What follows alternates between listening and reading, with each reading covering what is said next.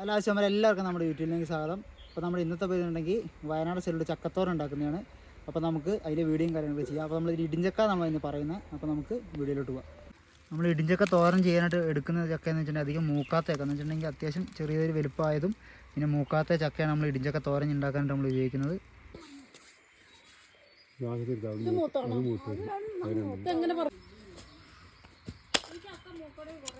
അപ്പോൾ നമ്മളിതിൽ ചെറിയൊരു കാപ്പീൻ്റെ കോലെടുത്തിട്ടുണ്ട്. അത് വെച്ചാൽ നമ്മൾ ഈ ചക്ക വെട്ടിയതിൻ്റെ ഇവിടെ തന്നെ നമ്മൾക്കിത് കോല് കുത്തുവാണെങ്കിൽ നമ്മുടെ ദേഹത്തും കയ്യിലൊന്നും ആവാണ്ടിരിക്കും. അതിന് വേണ്ടിയാണ് നമ്മൾ അടിച്ചതിൻ്റെ അകത്ത് വെക്കുന്നുണ്ട്. അതിനുശേഷം നമ്മളിനി തോല് മൊത്തം റൗണ്ട് ചെത്തി റെഡിയാക്കണം. നമ്മളിന് മുള്ളു മൊത്തം നമ്മൾ ചീകി കളയുന്നുണ്ട്.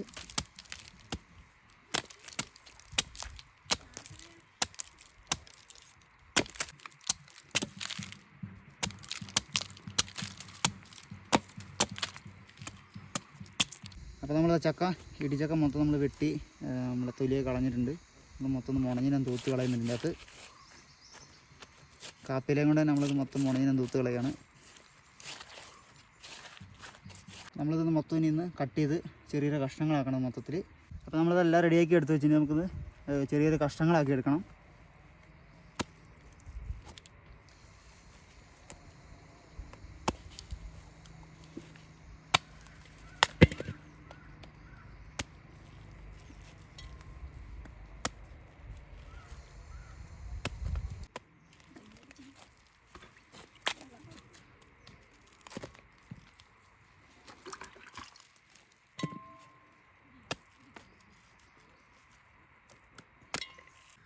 നമ്മളിത് ചെറുതായിട്ട് അരിയുന്നതിന് വേണ്ടിയിട്ട് കൂഞ്ഞലെന്നാണ് ഒരു നടുക്കുള്ള സാധനം. നമ്മളത് കട്ട് ചെയ്ത് കളയുന്നുണ്ട്.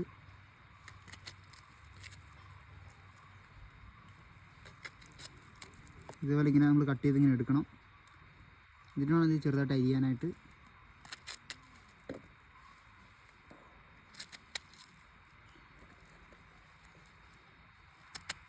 നമ്മൾ ഈ ഒരു വലുപ്പത്തിലാണ് ചെറുതാക്കുന്നത്. കാരണം പെട്ടെന്ന് വേവാനായിട്ടാണ് ഈ ഒരു വലുപ്പത്തിലൊക്കെ നമ്മൾ റെഡിയാക്കി എടുത്തിട്ടുണ്ട്. നമ്മളിതിന് ഫുള്ള് കഴുകിയൊന്ന് മാറണം.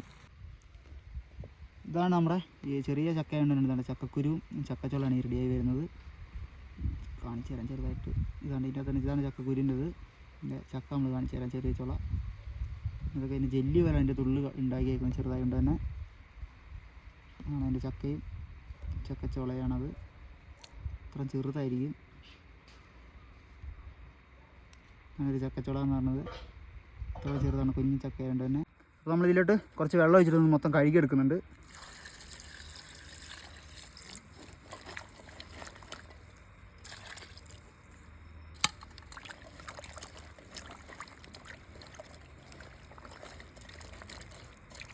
അപ്പോൾ നമ്മൾ മൊത്തം കഴുകി വാരിയിട്ടുണ്ട്. ഇനി നമ്മൾ മൊത്തം വേറൊരു പാത്രത്തിലേക്ക് ഇടാൻ പോവാണ്.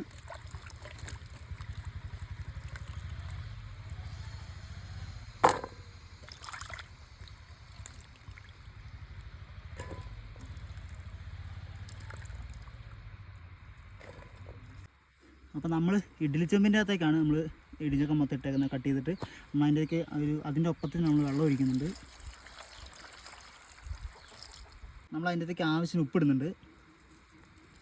അപ്പോൾ നമ്മൾ ഈ ചെറിയ സ്പൂണിന് നമ്മളൊരു അര സ്പൂണ് മഞ്ഞൾപ്പൊടിയും ഇടുന്നുണ്ട് ഇതിൻ്റെ അകത്തോട്ട്. അപ്പോൾ നമ്മൾ മഞ്ഞൾപ്പൊടിയും ഉപ്പൊക്കെ ഇട്ടിട്ട് ആവശ്യത്തിന് വെള്ളം ഒഴിച്ചിട്ട് നമ്മൾ ഇടിഞ്ചക്കകളെ നമ്മൾ കട്ട് ചെയ്ത് വെച്ചിട്ട് നമ്മൾ അടുപ്പത്ത് വെച്ചിട്ടുണ്ട്. ഇനി നമുക്ക് കുറച്ച് വേവുന്ന വരെ റെഡിയാക്കാം. അപ്പോൾ നമ്മൾ മൂടിയും വെക്കുന്നുണ്ട്. നമ്മൾ വേവുന്ന വരെ നമുക്കത് വെയിറ്റ് ചെയ്യണം.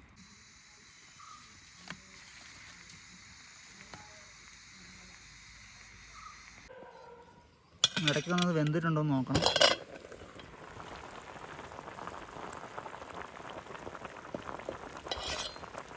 ചെറിയ തവി എടുത്തിട്ടൊന്ന് ടെസ്റ്റ് ചെയ്ത് നോക്കുന്നുണ്ട്.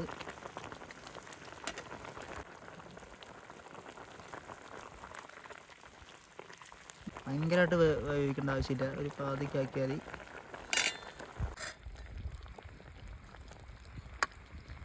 നമ്മളൊരു കഷ്ണം എടുത്തിട്ട് വെന്തിട്ടുണ്ടോ എന്ന് നോക്കുന്നുണ്ട്.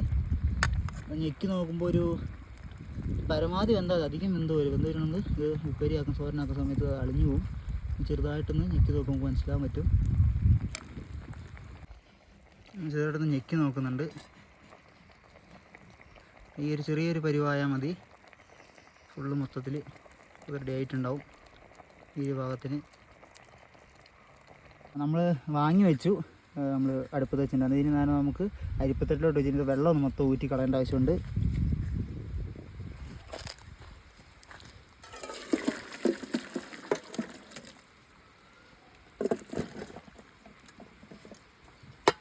ഇതിന് വെള്ളം ഊറിയിട്ട് ഇത് തണുക്ക് തരം ഉള്ളിൽ കുറച്ച് നേരം വെയിറ്റ് ചെയ്യണം. അത് മൊത്തം ഉടച്ചെടുക്കുന്നതിന് ശേഷം അതിന് ശേഷമാണ് നമ്മൾ ബാക്കി പരിപാടികളൊക്കെ ചെയ്യുന്നത്.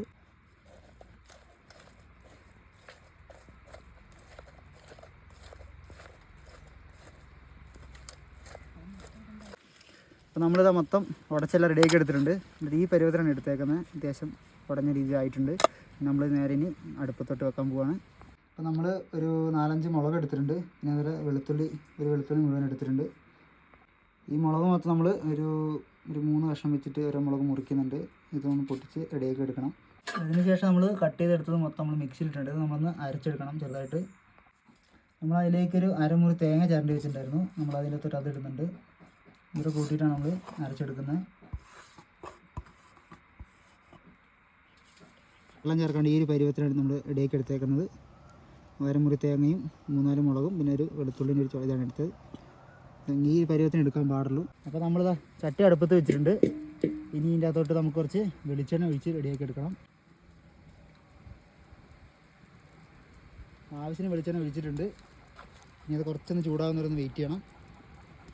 അപ്പോൾ നമ്മളിതാ ഒരു പാത്രത്തിന് അടുപ്പിനകത്ത് നമ്മൾ ഇത്രയും കടുക് എടുക്കുന്നുണ്ട്. ഇതിലോട്ട് ഇടുന്നുണ്ട്. എണ്ണ ചൂടാക്കിയതിന് ശേഷം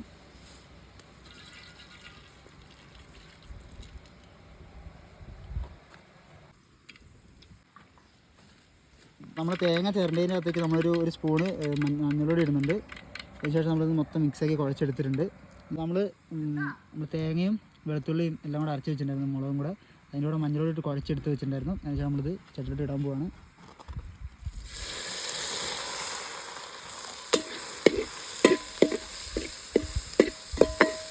നമ്മളിന്ന് ചെറുതായിട്ട് മൂപ്പിച്ചെടുക്കണം. നമ്മൾ ഇട്ടത് മൊത്തം അത് ചെറുതായിട്ട് മൂത്തതിന് ശേഷം അതിനകത്ത് നമ്മൾ കുറച്ച് കറിവേപ്പില ഇടുകയാണ്.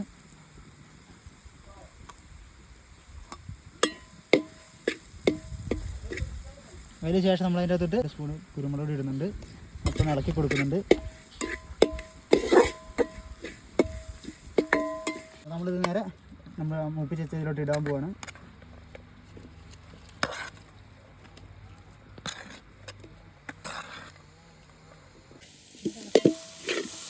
മൊത്തം നന്നായിട്ട് ഇളക്കി കൊടുക്കുന്നുണ്ട്. അതിന് ശേഷം